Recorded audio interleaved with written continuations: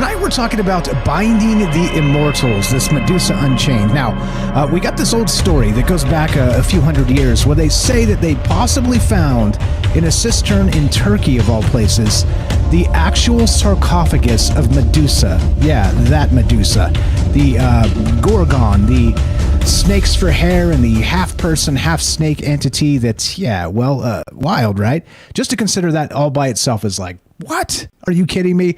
I mean, think about that. I saw an article that made me go, what? Are you kidding me? And I'm Michael Strange that talks about wild, weird stuff every single night. And so just the thought that maybe these entities, these folklore entities have been possibly here in the flesh at any point, whenever. If we got one, then do we have more? And again, it brings to mind quite a number of entities. Of course, not just Medusa, she's going to be one, but it opens up the door to all the Greek mythology and all the monsters, the Titans, shout out Derek if you're out there, like all this type of stuff as sort of these entities that maybe, just maybe, were at some point flesh and blood. And you can kind of go biblical a little bit with it and think of maybe giants and the Nephilim, things like this, or not, or go some other way, Dungeons and Dragons with the Manticore and the Cockatrice and all these different weird entities. The Basilisk is another one that actually has a nice parallel to Medusa, because the Basilisk gaze supposedly could turn you to stone. There's a lot here. There's a lot of really wild stuff that makes me go, And so the question for you guys is, of course, real? Nah, somewhere in between? Do you think at some point ever there were actual mythological entities that are flesh and blood? And in this case, we've got a possible link going back to Istanbul and, again, the ancient Constantinople. And maybe, just maybe there's something here. But it did get me thinking in terms of the larger sense, like as it always does. So if this is the case, is this possibly like the sarcophagus, like a binding mechanism to keep the soul out of here forever? And maybe, let's say, antiquity was this big struggle between mythological monsters or these immortal souls that do not belong here, and these let's say centuries or millennia long struggles were let's say in place to kind of bind these entities out. And should we be careful of where we dig, for instance? That's what's on my mind tonight. And so I'd love to hear your thoughts at 702-957-1037. Click the Discord link at troubledminds.org. We'll put you on the show. Easy as that. What's up, guys? I see you in the chat. Hope everybody's well. But yeah, so that's what's on my mind. And let's do a little bit of this. Let's go. So no calls just yet. Again, everybody's welcome. As you know, Big Ten Conspiracy. We don't do in clubs and out clubs. We just do the human club, which is people that are humans and can be cool and chill with each other. All right, so here we go. So I'm going to read a little bit from this, and if you get tired of me reading the thing, like I said, then give me a call, 702-957-1037. So here's where this gets weird, right? So in the shadowed realm beneath Istanbul, nestled beneath the Basilica Cistern's ancient waters, lies a sarcophagus of unfathomable antiquity. This is no mere relic of the past. It's a nexus of cosmic potency, a gateway to realms beyond human comprehension. And this is, of course, the AI writing in the style of Michael Strange, far better than I ever could, which is bizarre in and of itself. But far from being a simple resting place for the dead, this sarcophagus is a fulcrum of arcane energies, intricately tied to the very fabric of the cosmos itself. This vessel, hewn from stone as dark as the void of space, is etched with symbols that predate our oldest known civilizations. These cryptic markings are not just a decorative art. They are the keys to unlocking dimensional gateways and bending the laws of reality. Possibly. Don't forget the possibly. Highly speculatively, the sarcophagus, under specific celestial alignments, becomes a conduit for otherworldly forces channeling the raw energy of the universe, which, of course, is back to that idea of the immortal soul and that Robert Monroe out-of-body experience. And I don't know, like, has anybody out there done an out-of-body experience where you actually encountered other entities? And did they, back to Monroe and his sort of, he says there's a space out there. I can't remember the exact term of it, but where these sort of mythologies and even modern dogmas exist in the astral and the out-of-body experience. And you do run into these style of entities that are, what would you call them? Mythological. that are very, very much as you would expect them to be, because they are based on human stories and human dogmas and all the rest of this going back in mythologies and these old pantheons of gods that we're always talking about. But if that's the case, and he can actually sense these things and see them in his, again, this is from Journeys Out of Body. If you guys have never read that, I do encourage you to, from the Robert Monroe, the Monroe Institute. And he's, the modern expert, passed away now, rest in peace. He's the modern expert of the out of body experience, and they're still doing it at the Monroe Institute, teaching these classes on how to actually achieve this. But the weird part was that he was describing these spaces. We talked about this maybe a week ago, 2 weeks ago, something like this. I can't remember exactly the context, because all these ideas do really kind of swim together when you're thinking in these larger cosmic terms. But where Robert Monroe was actually discussing this idea of these mythological spaces where these entities did reside, and whether you want to say, the demigods of old from the pantheons of, let's say, the ancient Greeks, or even critters like we're talking about in terms of mythological, let's say, monsters like Medusa or the Minotaur, things like that they did exist in these spaces. And I can't remember what it was called. Let's just call it the mythology realm until until it comes to mind. Anyway, so if that's the case, and we have these entities that are out there, is it possible then, and which comes to mind in this entire aspect, that what we're dealing with is sort of a binding ritual to keep these entities out?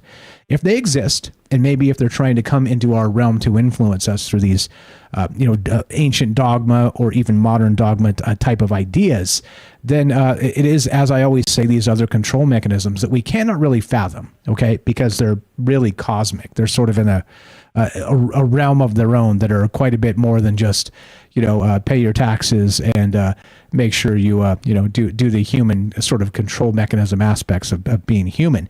It's quite a bit larger than that, called something else. There's a theory that just came to me recently. We'll talk about it in the future, but I'm not sure I want to talk about it just yet. I'm thinking about it, but it is sort of a new level of a cosmic control mechanism. So that's what's up. That's what's on my mind tonight. But back to this. So in the sense of this sarcophagus, okay, and that, again, the OBE experience and sort of this mythological realm elsewhere where these ancient dogmas and ancient mythologies do exist, it does make me wonder if there's a connection here, back to the original article, where a sultan possibly found Medusa's sarcophagus in the Basilica cistern.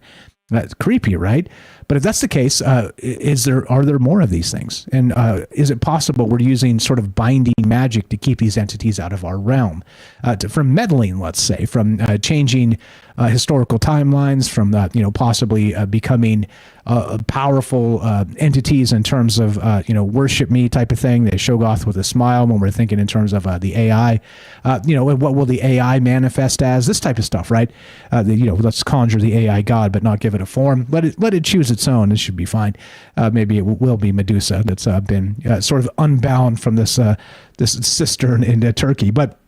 I don't know, wild stuff to consider. And of course, me, just ideas, concepts, and no truth to be found, but pretty wild stuff. But here's the thing. So back to this actual sarcophagus now. So the powers here maybe not be channeling energy, or wait, is it straight from the thing? So the sarcophagus is believed to be a living library of universal knowledge, or the possibility, of course, because if we're binding the essence of an immortal soul in there, so she can no longer meddle in our realm, back to Medusa, of course, then what does it mean for the larger concept here? And how many more of these bound entities exist the world over? And that's, of course, where my mind went, and all the creepy, crawly stuff that comes along with that. And let's see, what do we got? So here's a list, actually. I'm going to go read lists until I get calls, 702-957-1037. But I was looking into this, and so the concept of immortality is not just sort of this new age, or let's say modern, let's fix the billionaires to be immortal, this type of thing, age extension and all the rest. But you go back into history, there are a lot of people that were suggested to be actually immortals, actual immortal people. And there's some familiar names on here to me, and some other weird ones too that I've never heard of, right? John the Apostle, of course, is one. Let's say one of Jesus's followers and some Latter-day Saints, in conjunction with their own scriptures, interpret the biblical scripture found at John 21:21-3 to mean that John will tarry or remain on the earth until the second coming, meaning, of course, that John the Apostle is still out there as an immortal walking the earth, okay? Wild stuff, right? Sir Galahad, let's go to the Arthurian legends, one of 3 Arthurian knights to find the Holy Grail. Of these questing knights, Galahad is the only one to have achieved immortality by it. And that goes back to that, sort of modern reinterpretation of Indiana Jones and the Holy Grail, that whole bit, right? Pretty wild stuff. But there's a list here again. So back to another King Arthur. So Morgana Le Fay, another enchantress from King Arthur that supposedly is still immortal, walking the earth. And this is the type of stuff that makes my tinfoil tingle, because look, if you say specifically that immortals exist and sort of demigod style, or let's say greater than human, at least power wise and lifespans and all the rest, that's when I go, all right, well, yeah, let's, show me the money, right? Always show me the money. But then we get these stories about the Medusa sarcophagus. And there's a lot that goes into this too, because if you think about it, Medusa herself was, again, a Gorgon, and she was sort of colluded against by the gods, as Perseus had to, what did he get? He got the hat from Hades that made him invisible. He got some sort of magical shield that was able to, reflect as a mirror, this type of thing, so he could, do that whole bit. I mean, there's a lot that really goes into that story, but so it was really a stacked deck against Medusa herself, the Gorgon, because she should have been able to, easily dispatch Perseus, but instead he was given all kinds of magical artifacts to go get her. So it does make me wonder, right, when you start to kind of break this down into let's say a non-pantheon, ancient dogmatic aspect, is there something more to these stories? And that's exactly the point. And I think for sure, when you consider this as the, archetypal stories that we talk about, Carl Jung and the monomyth of Joseph Campbell, I mean, these are exact references and, cyclical tales of what it means to be human. These are the stories of us. But once you start sprinkling some ritual magic in and maybe sort of supernatural entities, these stories may not be as, easy to parse, let's say. Yeah, I don't know. Hope everybody's well tonight. I see you in the chat. Thanks for hanging out. Thanks for being part of this. We're talking about, of course, this a sultan possibly finding Medusa's sarcophagus in the Basilica cistern. And so what else? There's a bunch of other stuff here. The tales of Medusa, the snake-haired Gorgon, who wasn't actually a monster to begin with. She was a fair maiden and cursed. And like I said, there's a bunch of different ways to look at this tale, because they are so fractured, and there's so many different stories regarding it, like 10 or 20 or 50 different versions of the same damn story told again and again and again. So it's like that, game of telephone and campfire over the course of the centuries. So who really knows what all this stuff means in terms of the story itself? But I don't know. Let's consider it anyway. What's up, Lake Spot? So the Gorgons are a very big part of Hecatean magic. And now we're talking. Now we're cooking with gas. And why, though? So why is part of this? So anyway, what are we going to do here? All right, no calls. So we'll go, let's see, over here. So, okay. So now this is the thing. So back to this sort of the cistern and the Gorgon and the Medusa possible resting place. And then maybe these runes or these ancient symbols that are put on the thing itself are keeping Medusa from our realm. And that's the part that makes the tinfoil tingle the most here, because like I said, you have to believe a lot of things are true. So we're on a thin limb, as always, to make this theory even float a little bit. But you do think in terms of that OBE experience of Robert Monroe, like I said, I think it fits. I think it at least fits in terms of, well, maybe, just maybe. And can we bind these entities out of our reality through some sort of ritual magic?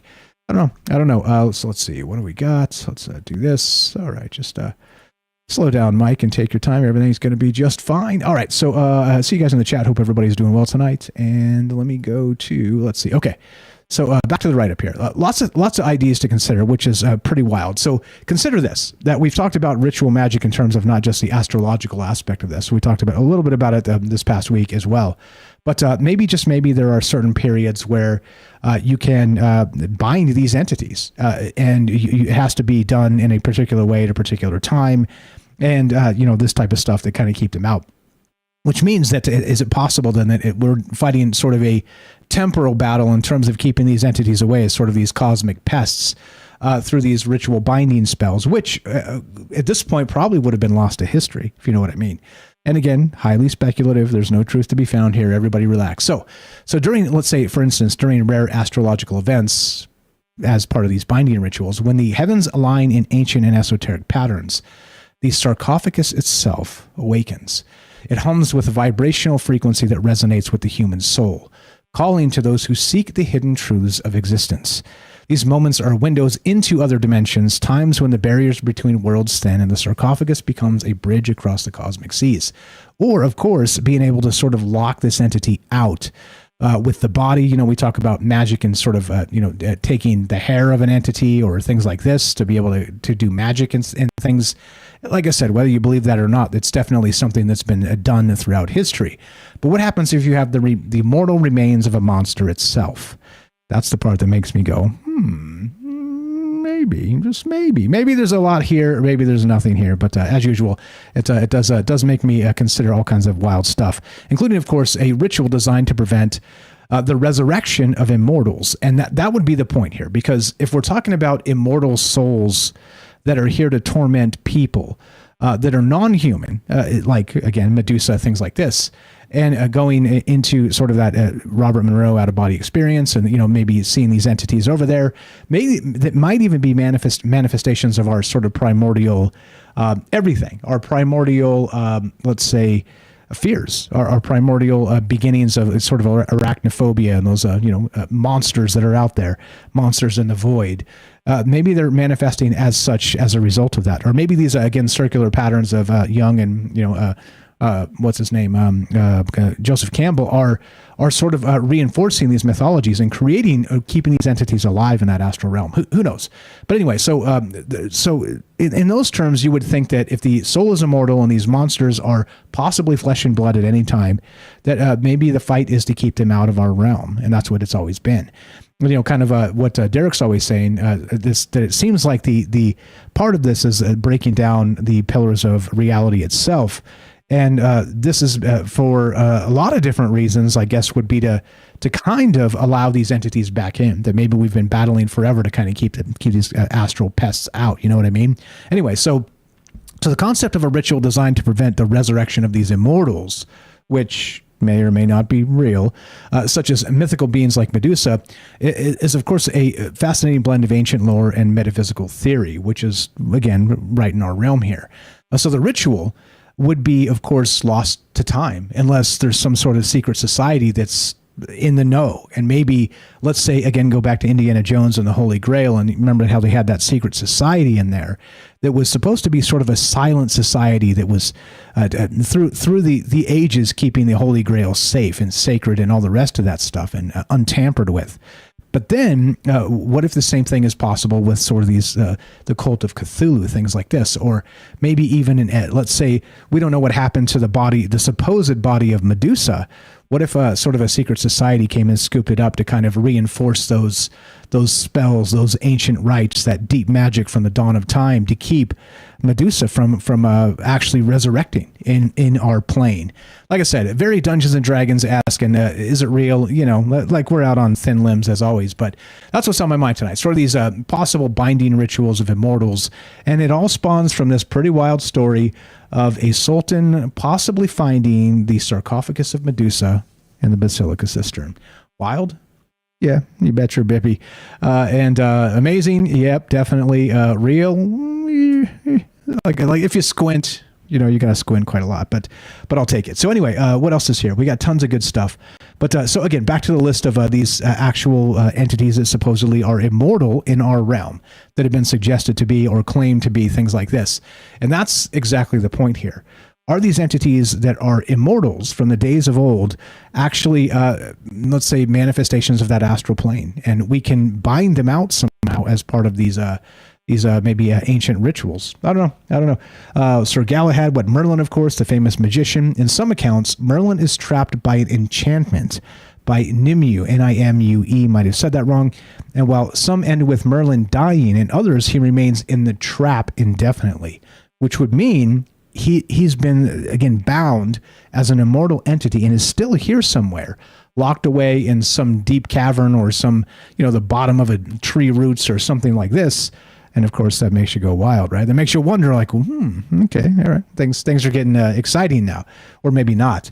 But the Count Saint Germain, we've talked about him recently as well, with that sort of the entity that seems to be temporal in terms of he pops up every couple hundred years, and everybody's like, wow, that's weird. He was supposed to be dead a long time ago, but he keeps kind of resurfacing. Maybe it's sort of his binding ritual that he's escaping, things like this, which interestingly goes back to what was that show from, it was on Netflix, Sandman, where it starts out where they accidentally capture Sandman and everybody stops dreaming. You remember that? You guys seen that? I do recommend it if you haven't seen it. It's very, very, very good. Great series. I think 8 or 10 episodes, but it was fantastic. It was one of those ones that came out and we were all excited about it, and it was definitely worth the watch. But it starts out with that exact sort of idea that they trapped the Master of Dreams through some sort of this ancient ritual, almost inadvertently, because I think they were trying to trap his sister, which was death incarnate, sort of the Grim Reaper, so they could control death itself. Then they did the spell wrong and caught the dreaming guy instead.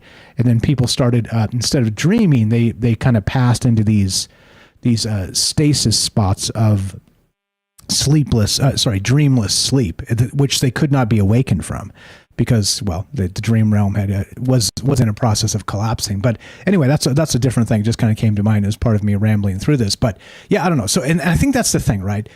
Is any of this possible at all? And of course, probably the most fascinating part to me is the aspect of the entity that they describe as possibly being real. And let's see, here we go. So it's straight from the article. This is in the description down below, and I encourage you to read this in full, like I said, or dig into it a little bit more if you're into this. But they said specifically that some have speculated that the creature wasn't Medusa, but was a mythical creature called Shahmeran. You guys ever heard of this? Shahmeran, which originated in the country Iran, but is a popular mythological creature in Turkey. Much like Medusa, she is part human, part snake. And some have even speculated that Medusa and Shahmeran are actually the same woman. And there's some actual representations of her in Turkey, not as Medusa, but as this other entity in different names. And again, as we talk about sort of these entities in different cultures taking on different personas, but oddly enough, they look very much the same. So I do wonder if there's something real here. But then meaning this, and back to the top, or back to where they found this. So they said that this, let's see, where is it? The most important part is that they did find some sort of remains here. So according to legend, when the sarcophagus was opened up, the mummy of a terrifying creature was uncovered. It had a human head, but its entire body curved like a giant snake. Yeah, there you go. The old folklore and the modern blending together, and the ancients and binding spells and the out-of-body experience and the idea of an immortal soul, or even an immortal walking the earth. I don't know. Lots of things to put together and consider. But that's where I'm at tonight, and that's what's going on here. So do you think it's possible, any of this whatsoever, or do you think I'm too much Mike, too much maybe juice, which is completely okay? So let's see. What do we got? Different ways here. So, okay. So what about these rituals again? So these binding spells. And I did look into this a little bit, and I'm no magician. I'm no witch or anything of the regard. I don't do magic, so everybody relax. But I did look into this a little bit, and there is such a thing as a binding spell in witchcraft. And so here's some interesting tidbits from this. We'll talk about this when we come back. But so what do you guys know about actual binding spells? And what do you know about magic in general? And is there a possibility here that maybe even human magic from the ancient days can bind immortal souls out of our realm forever? Of course, in the sense of this entity, this sarcophagus they found, that supposedly had the remains of a physical Medusa herself. Pretty wild, right? Yeah, I thought so too. And as usual, like I said, if you can write an article that has some sort of historical basis, even in wink, wink sort of folklore aspects that makes me blush, well, then you're doing something right, because holy crap, the actual sarcophagus of Medusa herself is a wild thought. But what do you know about it? I don't really know. No answers for me other than ideas, but it did strike me in a lot of ways and made me wonder what the hell was happening with this.